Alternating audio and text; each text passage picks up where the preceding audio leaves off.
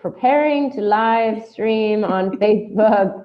I love new technology, but it's super janky as always. But it's getting there. Woo-hoo! Okay. Here we are. I see something on Facebook, so I think we are live. I will just assume this is working okay. Hi, everybody. You know what? Let me double check on my phone because, oh, there. Okay. Yeah, it says it's streaming. Yes, awesome. Hi, everybody. We have Alexis Cohen and Beth Weinstein. Hi, Alexis. Hi, everyone. Thank you so much for doing this. I hope this is working okay. Both of us are pretty new to doing this through Zoom and on Facebook Live as a interview webinar. But wow, today's technology just never fails to blow my mind. So I wanted to talk to Alexis on Facebook Live because I love the work that she does. She's a good friend of mine. We have very similar paths, and I want to share what she's up to and talk about creativity and artists and creatives in business and how they can make money by actually being creative and doing their art. And I'd love to hear more of your story, Alexis. I know you are a creativity coach, a birth doula. I know you're an artist. You're also a hypnotherapist. Tell everybody, what is it that you do and how'd you get on this path? And I love that you do such interesting things. Yes, awesome. Yeah, so I love this question because it's, whenever someone asks you that question, it's like you really have to sit and think about where you are today with your story and what brought you to today. So I think, where it really all started is, so I was a birth doula. I'm no longer a birth doula, but when I was really called to that work and started studying birth, what really hit me with that experience was that this was an opportunity to support women as they connected to their creative power. So that's what really drew me to that work. And I was working as a hypnotherapist. I do the modality I work in is called depth hypnosis. So it's really immersed in shamanism and Buddhist psychology. And I was trained by Isa Gucciardi. I know it's amazing, from the foundation of the Sacred Stream. It's incredible. So right up my alley. Yeah, it was an amazing experience. I studied with them for about a decade. And so I was learning about the imprints that happen at birth and what's going on with a woman and her power at birth. And so I was studying at the feet of birth for 10 years as a doula, hundreds of births. And I was an artist the entire time.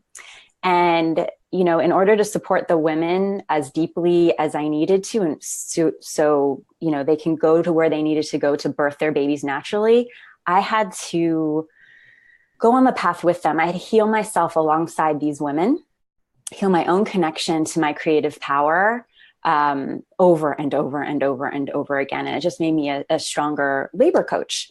And in doing that, I healed myself as a blocked artist and was able to make more detailed, elaborate. I was able to go deeper into my work. I had more endurance with art. I was able to stretch further with my own creativity. And so I always knew I was going into birth work, as a stepping stone into something else. And now I'm doing the thing. So essentially, I support women birthing their creative visions using all of the tools that I've learned along the way. Wow. I love this. It's such an interesting journey. I mean, all of us have these amazing journeys of how we stumbled upon what we're doing now and how we interweave all these different aspects of ourselves. I mean, this is something I actually, I deal with this with a lot of clients who are doing multiple things and they want to intertwine all their passions. And then they really get stuck on, oh, but how do I bring in my spirituality into my, my coaching practice? Or, I'm a therapist, but I also want to work with women and I also want to, work with art and movement. And how do I bring it all together? And you're a prime example of how you can really bring all these modalities together. And like you said, you're a birth doula birthing more than just actual babies now, right?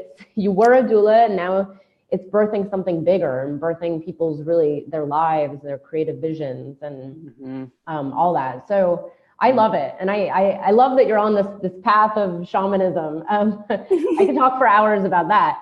Yeah. But, I'd love to hear, what do you help your clients with the most? Like, I know I've actually worked with a lot of creative musicians and artists as clients as well. And I actually, it's challenging because everybody, it's always, how do I make money with my art? And there's always this starving artist story, which I know is, not just a story, it can be real, but how do you help clients with their path, with their art? That's a really good question. I think it goes back to what I learned in birth, and where I had to stand. And we have the same mentor, and she talks a lot about standing for the vision of your client. And so when I was a doula in birth, like when a woman, I'm working with her for months, and she's so committed to having a natural birth. And then we're in the actual birth, and it's a different experience than what she was thinking. It's more intense, it's more dimensional, at least, than what she was thinking. And so my role always was to hold for her, like understanding that this is intense, but she can do it, and really holding that anchor and that compass for her, that she can do it. She can do this. And so I do the same thing for my creativity client, my creativity doula clients, I call them, where it's holding it. They're hiring me because they have this vision. So I'm holding and anchoring that vision with them and for them, and not wavering off of it, even when it's tough. And we're also creating the stretches that they wouldn't have come up with on their own. Right. Because they want to be comfortable. So it's holding that stretch, holding that birthing energy so they can move past their comfort zone, but really holding it. And, as a coach, like sometimes they're not stoked with me or in love with me in that moment, but, that's the job, really holding that vision. And it's, they're not doing it for me. It's they're doing it for themselves, and you're really holding that for them. Oh, I love this analogy. I mean, it's so good. It makes so much sense. It's one of the most uncomfortable things must be childbirth. I haven't experienced it yet, but it is true. It's the same thing you go through with launching a business or bringing a really uncomfortable vision to life, or stepping into this bigger part of yourself that you've never done before. And you're right. Like, I won't waver with my clients because I know what the end goal is. And it's like, I hold that vision. And, a lot of the coaching is really about stepping into that uncomfortable place, getting scared and then getting past each step of fear. I mean, because the number one thing that we all struggle with, that every client of yours, everybody literally just struggles with the fear. And that's totally all it comes down to. But, and I know, like you said, you're holding the space of, okay, even if you don't like me when I say this, or I'm not going to waver on this. I'm not going to let you get away with it. I mean, that's the whole point of working with a coach and having someone to hold you accountable, is to step, each little step into this uncomfortable space, and then see how it gets easier. It gets more fun. It gets, there's always a new level of scary, but each level, it's like climbing this mountain, you get there. And so I love to hear about, because, I shared this with a lot of my friends who are creatives, with my private Facebook group, with both of our Facebook followers. I know there's a lot of people listening that are musicians and artists, or people who, let's say, have a corporate job that they don't love, but they really want to make more money with their art. What do you suggest to people who are in that phase of trying to, really get their art out there? Because I know it's not the easiest being an artist full time, but there are many successful artists, and there are ways to build your art as a business. What are some ways that you suggest people go about, building themselves up or figuring this out? That's a really good question. I mean, I work with artists in all different stages of their path. And I mean, I always kind of come back to the beginning. Like, so if someone came to me and they had this corporate job, and they were an artist, and they really want to move in the direction of doing art full time, and they have this job that's paying the bills. It's so funny. People are sometimes scared to get on the phone with me because they think what I'm going to suggest is that they just quit their job and then just start living this like bohemian life, and like that we were like that struggling artist lifestyle. And in no way do I suggest that. But what's happening for that person is their creative passion is getting so freaking big. Their creative fire is like lighting them up so hardcore that it's like they're almost scared of it. They're almost scared that that energy is going to like destroy the life that they have right now. And they're going to have to go follow this like crazy path. So what I suggest when I'm working with clients is like, awesome, that's the job you've got going. And what's most likely going on is like, you're using a lot of your creative energy in a job you're not loving. So it's really shifting the energy and the power into, and the focus into your own work. And so we carve out time and we just start pulling the power out of the structure that's running, that they're running into, and pulling it into their work and fueling their own work. And it's a really organic process. The more that you pull it out of like that corporate structure and you're fueling your own thing, there's just going to be like a natural, like evolution of your own thing. And some people will have that job forever, but they're like so filled up by what they're doing. Or, I have clients that are like, and that thing falls away and then they just start making the connections and it just takes off. Yeah. So it's really it's a spectrum. I love that you bring this up because I remember, my very last corporate job, I actually did like it. It was this love-hate relationship where I was working my ass off and, just not getting the movement I wanted. And it was getting very stagnant. And the second I started working on, a project. It was one of my first businesses that I scrapped before we launched it. But, it fueled my livelihood. Yeah. And it made me feel so much more alive and so much more, happy to be alive, that I actually didn't mind hating my job anymore. So I went in there and I actually did better. I went in with this totally new attitude, and it was exactly that. It was just taking that energy and shifting into this other thing that I did, when I wasn't working, that I did on the weekends, that I did at night. And it was great because it was exactly what you said. Then I got laid off, and then I already had this experience, and then I was able to eventually launch my own business. And it was, and I see so many people just like you. There's people I talk to on the phone all the time that are like, I don't want to quit because I still need the money, but I really know I want to be doing something else. And I'm just like you. I never say, oh, just quit. It's more about, okay, how do you really start on your passion project during the other time that you have, or, downtime or whatever. And you'll start to see that you'll enjoy your job more, you'll enjoy your life more, you'll feel more alive. And, and you never know in the universe, like you said, it's like all of a sudden, the job slips away, or all of a sudden your business takes off, and next thing you know, you're like, oh, here I am. Yeah. I work with a lot. It's interesting we're talking about that because I also run into this with women who are mothers, because they're so nervous that if they really start listening to this creative impulse, like it's going to take away from like their kids, their families. And it's the same kind of thing. Like if you're carving out that time to be creative, it's going to fuel everything. It's going to support your family so much more when you just carve out that time and really commit to your own creativity. Yeah. We all need our own time to work on our passion projects. I mean, life, as much as I love working, I know you love the work you do, we can't just work constantly. I mean, we would burn out and die or get sick with the flu like I did last week. No, I'm kidding. But that wasn't from working too much, I swear. But no, I love that we're talking about this. And I actually, I know you've mentioned this before in some of your online summits that you've done, but I'm curious to know your take on, the future of artists on this planet, because I know what I think, and I'm pretty sure you share a similar view. Yeah. But and I also come from like the Burning Man community where art is really truly valued, and people have a high respect for artists, and more, maybe it's because of the people who I hang out with.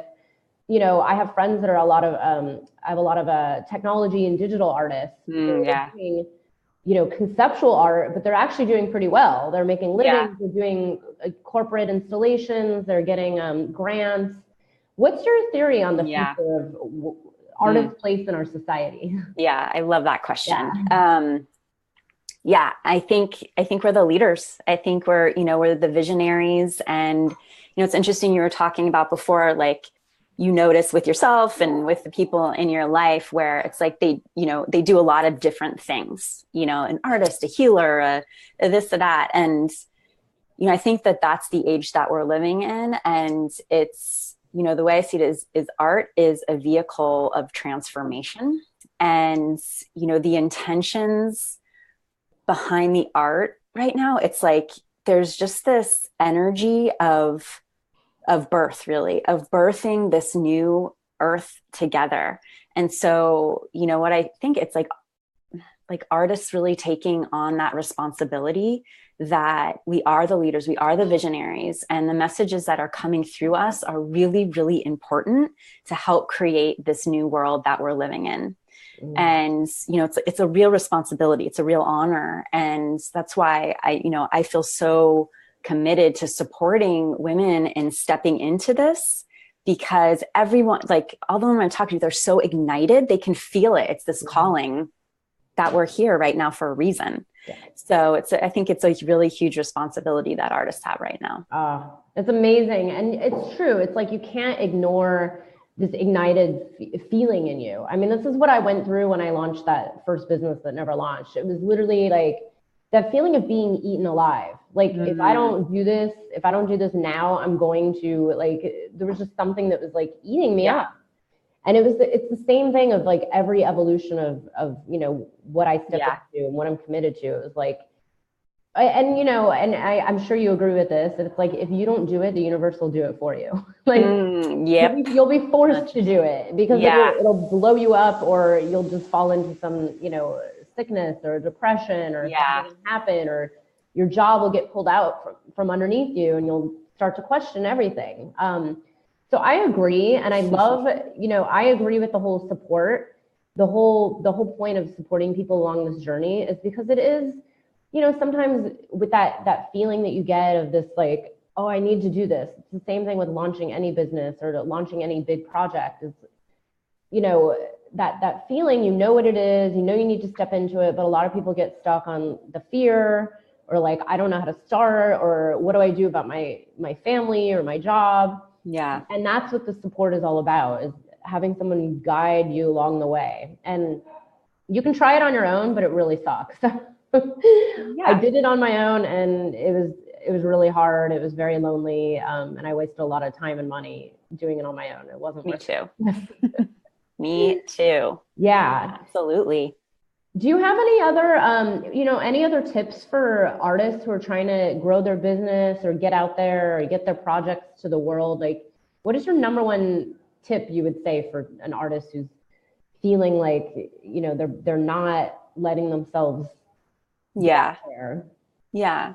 I mean, it's along the lines of what you're talking about, that if you're an artist and you aren't creating, it's like life and death. This is who you are, this is really who you are. And when you don't listen to it, you get sick, you get depressed, you are not living in alignment with your purpose. So you are an artist, whether you are creating or not. But if you aren't creating, it doesn't feel so good. So if you're an artist, just create. And, it's first and foremost, just create.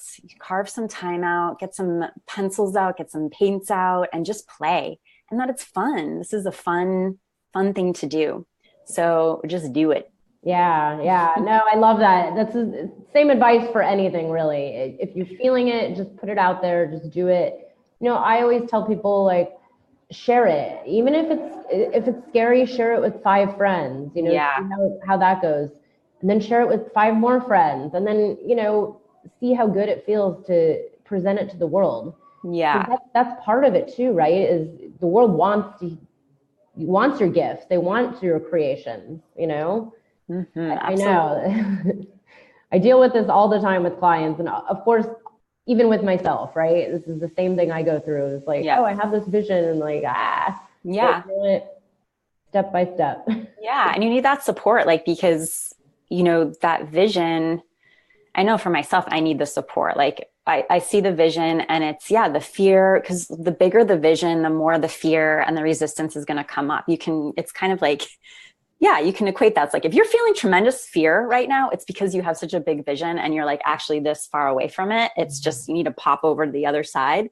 So yeah, it's like really calling in that support, whoever that is, to help hold that vision and create that stretch for you so you can actually hit it, because it is so easy. I'm like the queen of like cozy town. Like, I much rather be all cozy in my bed than like doing something tremendously frightening. But I know that that's actually where I want to be. Yeah. So, you know, having that support. And when someone is saying to you and stretching, helping you to stretch, the subconscious message that you're giving that person is that you're strong enough to do this. I know that you can do this. And if it's like you're letting the person like get away with it, the subconscious message is that I don't think you can do it. Yeah. So it's like, yeah, having those people in your life kind of kick your butt a little bit. Oh yeah. Oh yeah.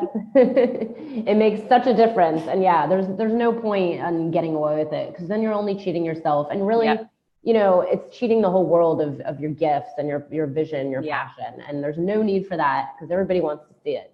Yep. This has been really great having you here. Thank you so much. And I'm glad the technology has worked out. Yeah, this is so inspiring. I'm gonna have to give it a try. Yeah, there's a way to do Facebook Live interview with someone and actually record to YouTube Live as soon as I can figure that out. But and yeah, this will be recorded so we can also share it around. Awesome. Thank you. Alexis, tell people where they can find out more about what you do and what you offer.